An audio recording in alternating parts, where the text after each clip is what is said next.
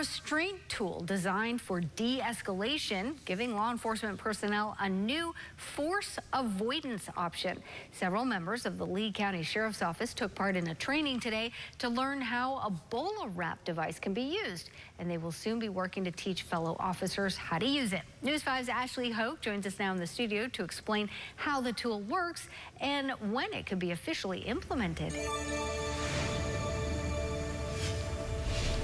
Yeah, Rebecca, Bola, Bola, Bola, or Wrap, Wrap, Wrap are the commands personnel in Lee County will soon be shouting when responding to certain calls. It signals a new device will be utilized by those officers.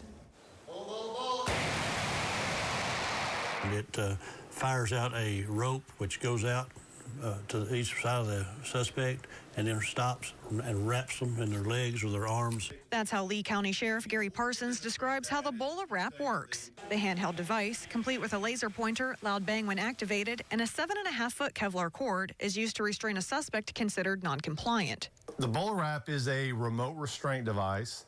It is used early on in the encounter to avoid having to use any type of force and to reduce the amount of escalation that occurs in the field. It's used against people that are verbally uncooperative, and not to the point where they're attacking the officers, but as I mentioned, it is early on in the encounter. Parsons telling me he believes the BolaWrap will have numerous benefits for his department. I'm just thinking it's going to be a real exciting thing for us. It's going to reduce litigation.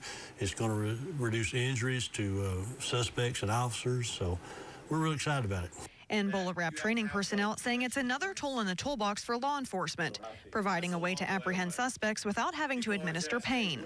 They're all pain-inducing type tools and cause pain to gain compliance. And at times the perception looks bad. The officers are still getting injured. The offenders are getting injured. And now we have a device that it's a non-pain device, and it's just a restraint tool. Sheriff Parsons adding the devices are coming to the department thanks to an equipment grant. And while he's looking forward about the ways it can help, he is also excited about something else. I believe that we're going to be the first county in the state of Virginia to fully deploy this tool. Sheriff Parsons also tells me he hopes to implement the BolaWrap in Lee County as soon as possible once all personnel are trained.